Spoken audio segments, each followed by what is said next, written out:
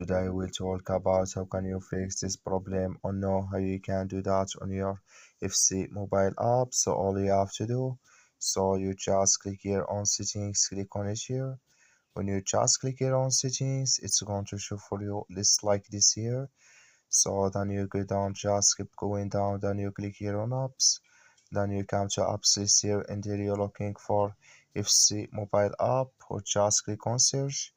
Then here add FC mobile app, it's going to show for you like this, click on it. So then it's going to take you to this list here. Click here on force stop, then you click on OK. Then you go down, just click here on storage, come to storage list here.